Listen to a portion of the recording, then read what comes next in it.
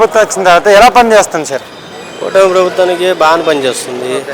Super సిక్స్లో కూడా ఈ దీపం పథకం వదిలారు. ప్లస్ రేపు జనవరి నుంచి ఆర్టీసీ కూడా వదలాలని దాని ప్రపోజల్ పెడుతున్నారు లేడీస్ మహిళలకి. ఏంది తర్వాత వచ్చేటప్పటికి మళ్ళీ ఇది కూడా ఇచ్చారు కదా, మనకి పింఛన్ 4000 ఇస్తున్నారు. ఏంది ఇంకా మొత్తం మూడు అమల్లో పెట్టారు. ఇంకా మూడే కదా ఉంది, అది కూడా నిదానంగా పెట్టేస్తారు. చంద్రబాబు గారి ప్రభుత్వం బాగానే ఉంది. దాని గురించి మనం దోడ్పడాల్సిన అవసరం. అంటే ఆంధ్రప్రదేశ్లో అంతా ఎల్లో పార్టీ అంటే రెడ్ బుక్ పరిపాలన జరుగుతుందని జగన్మోహన్ రెడ్డి గారు అంటున్నారు. నిజమంటారా?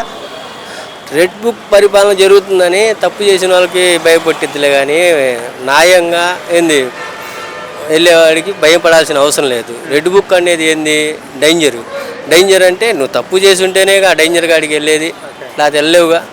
తప్పు చేసిన వాడికి భయం పుట్టింది, తప్పు చేయని వాడికి భయపడాల్సిన అవసరం లేదు. సార్, ఆ రెడ్ బుక్ అనే బుక్ని ఎందుకు చూసి వైఎస్ జగన్మోహన్ రెడ్డి గారు వైఎస్ఆర్సీపీ ఎమ్మెల్యేలు భయపడుతున్నారంటారు? అదే తప్పు చేశారు కాబట్టి భయపడుతున్నారు వాళ్ళు. వారి పరిపాలన ఏ విధంగా జరిగిందో మీకు అందరూ తెలుసు కదా. అది ప్రతి ఒక్కటి చిన్న పిల్లోడు 10 సంవత్సరాల పిల్లోడు కాడ నుంచి 65 సంవత్సరాల ముసలోడు దాకా కూడా తెలుసా ఆయన పరిపాలన ఎట్లా జరిగింది అనేది. అందుకని అతను 11 సీట్లకి కుదించి వెళ్తేశారు. 30 సంవత్సరాలు సీఎం అవుతుంది, నేనే సీఎం అని చెప్పి సంకల్ప డబ్బా కొట్టుకొని ఏంది దేనికి పనికి రాకుండా 11కి పడిపోయి ఏంది ఇప్పుడు 16 సంవత్సరాల కుర్రోడు ఉన్నప్పుడు ఎట్లా ఊపుగా ఉన్నాడో 65 సంవత్సరాలు ముసలోడు లాగా ఇప్పుడు ఆ వయసు ఆ స్టేజ్కి వెళ్ళిపోయాడు అతను.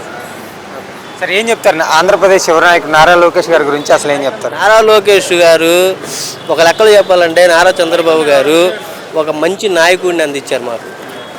ఒక మంచి యువ నాయకుడిని, అసలు అంత నాయకుడు అంత ఇదిగా చేస్తారని మేము అనుకోలేదు.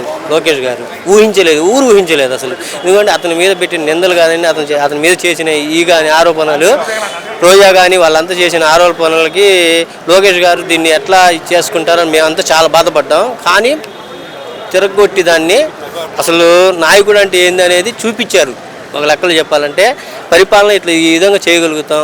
చంద్రబాబు గారి తర్వాత చంద్రబాబు లాంటి నాయకుడిని మాకు అప్పచెప్పారు.